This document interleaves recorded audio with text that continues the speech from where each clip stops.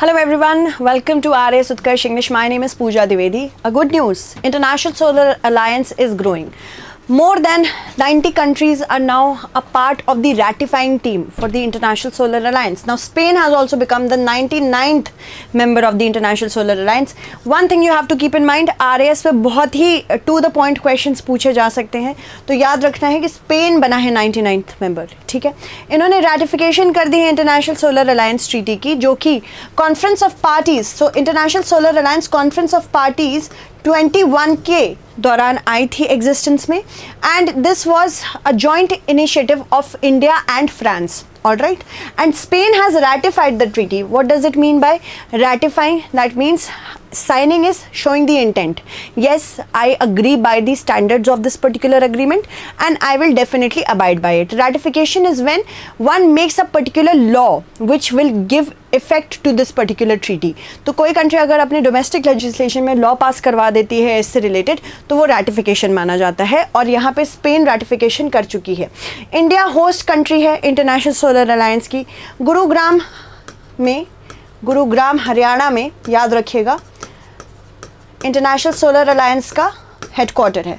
Joint secretary जो कि external affairs ministry में है, अभिषेक सिंह, ये हेड ऑफ डिपॉजिटरी हैं इस मोमेंट पे. अभिषेक सिंह का नाम याद रखना है, पूछा जा सकता है.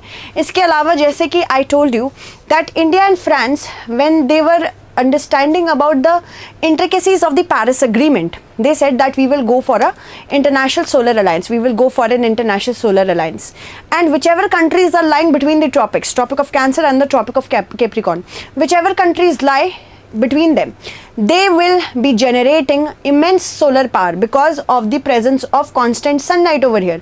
बहुत सारी कंट्रीज हैं जो ट्रॉपिकल रीजन में हैं, जो ट्रॉपिक्स के बीच में लाई करती हैं, उनको बहुत अच्छा इंसोलेशन मिलता है सन से. Because of that only they will be able to generate a lot of solar energy. तो इसीलिए यहाँ पे बोला गया कि हाँ, पेरिस अग्रीमेंट में बहुत सारे, यहाँ पे पहले तो पेरिस अग्रीमेंट की इंट्रिकेसीज भी समझना ज़रूरी है. What is the Paris agreement, तभी आप समझ पाएंगे. देखो, पेरिस अग्रीमेंट जो कि साइन हुई थी, अगेन याद रखिएगा, क्वेश्चंस इसमें से पूछे जा सकते हैं और पूछे भी गए हैं. इसे 2015 में साइन किया गया था at the conference of parties 21. Conference of parties actually gets held under the United Nations framework convention on climate change. United Nations convention on climate change, ठीक है. So United Nations convention on climate change के through since 1995 conference of parties होती चली आ रही हैं. और सबसे important conference of parties जो हुई थी, ये 21st वाली थी. ये पेरिस एग्रीमेंट को इसी ने बर्थ दिया था. पेरिस एग्रीमेंट में कहा गया है we have to keep the temperatures, remember, keep the global average temperatures between 1.5 to 2 degrees Celsius as compared to the pre-industrial level. Temperatures between 1.5 degrees Celsius to 2 degrees Celsius by 2100, by the year 2100. If we compare the temperatures, if we compare the temperature of the globe before industrial era और before industrial revolution, ठीक है. तो ये simple सी बात है. मतलब industrial revolution में अगर ग्लोबल एवरेज टेम्परेचर 40 हुआ करते थे या 30 हुआ करते थे, उससे 1.5 से 2 डिग्री सेल्सियस अब हमें कम ही रखना पड़ेगा. And to ensure that this happens, one must stop using fossil fuels. Fossil fuels क्या है? Fossil fuels are those fuels which are made of dead organic matter, and the dead organic matter is deposited beneath the surface of the earth. For millions of years it takes to make coal, petroleum, natural gas.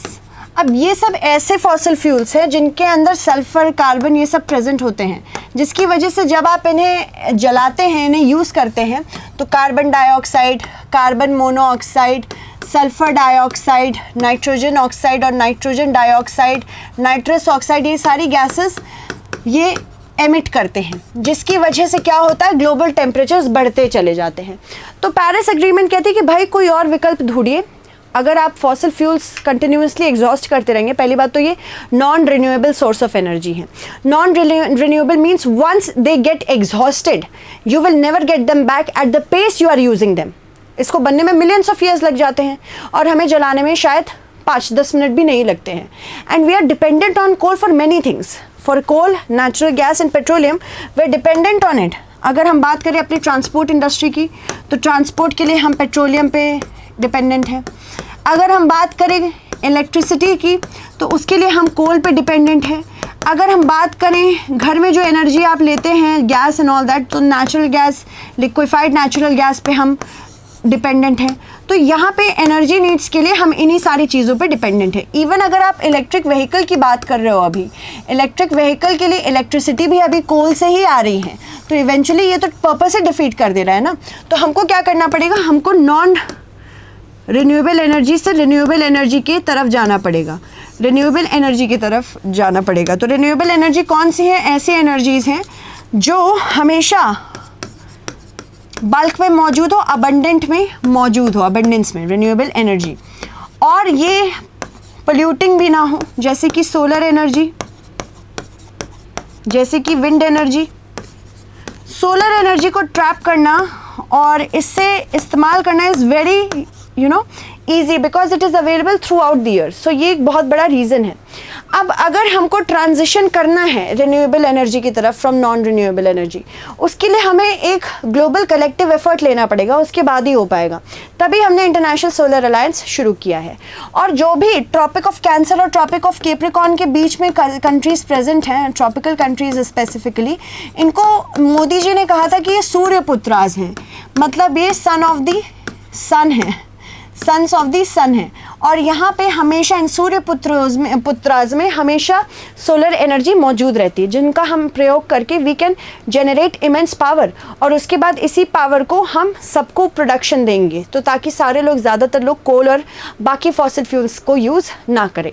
But internationally अगर हम माने, अगर question आए क्या सिर्फ internationally उन्हीं countries को ही member बना सकती है जो टॉपिक्स के बीच में? नहीं, इसका भी मेरे पास जवाब है.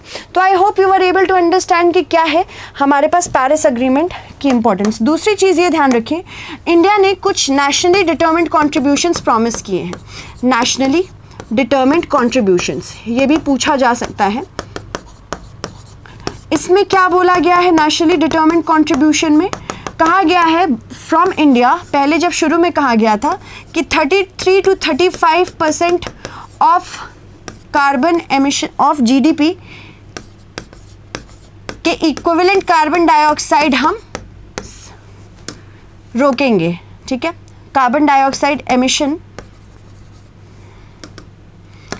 Emissions will be reduced. और ये हमने प्रॉमिस किया था कि ये हम काम करेंगे बाय द ईयर 2030. इस वाले पर्टिकुलर एनडीसी में हम बहुत अच्छा कर रहे थे, इसीलिए हमने चेंज किया अपना मोटिव. 2022 में हमने अपना one of the nationally determined contribution change किया, और हमने कहा पहले हमने 33 to 35% of the global GDP का कार्बन एमिशन रोकने के लिए कहा था, पर अब हम इतने सक्षम हो चुके हैं कि बाय द ईयर 2030 हम 45% कर देंगे.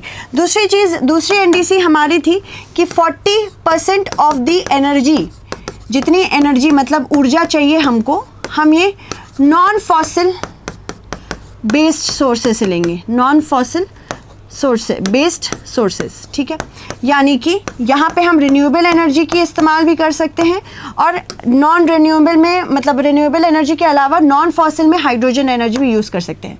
बट इसमें भी हम बहुत अच्छा कर रहे थे, तो हमने कहा कि अब हम इसको 50% कर देंगे कि 2030 तक हम जो भी एनर्जी लेंगे ये हम नॉन फॉसिल बेस्ड सोर्सेज से लेंगे. तो ये भी अपडेट कर दिया था, इसके लिए भी 2030 था हमारा. जो हमारा थर्ड नेशनली डिटर्मिन्ड कॉन्ट्रीब्यूशन था वो ये था कि अगर हमको कार्बन डाइऑक्साइड को एटमॉस्फेयर से हटाना है, तो ये 2.5 से 3 billion metric tons of equivalent carbon dioxide emission हम by the help of trees sequester करेंगे. यानी कि हम ट्रीज़ प्लांट करेंगे, वृक्षारोपण करेंगे, जिसकी वजह से जो कार्बन डाइऑक्साइड हमारे एटमॉस्फेयर या वायुमंडल में है वो खींचा जा सके, क्योंकि कार्बन डाइऑक्साइड से फोटोसिंथेसिस होता है. इसी वजह से कार्बन डाइऑक्साइड जो होता है एटमॉस्फेयर में वो ट्रीज़ ले लेते हैं. बट थर्ड वाले गोल में हम बहुत अच्छा नहीं कर रहे, जो इंडिया कंटिन्यूसली ट्राई कर रहा है कि बेटर करेंगे। तो जैसे कि मैंने यहाँ पे कहा कि पेरिस एग्रीमेंट की वजह से इंडिया ने ये भी एक पर्टिकुलर इंटरनेशनल सोलर अलायंस का वादा किया।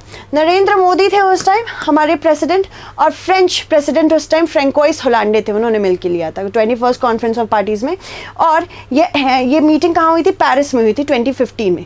चलिए आगे बढ़ते हैं। ट्रॉपिक ऑफ कैंसर और ट्रॉपिक ऑफ कैप्रिकॉर्न के बीच में जो कंट्रीज सिचुएटेड हैं, जनरली वो इसकी पार्ट बनती थी, because they are receiving immense amount of solar energy.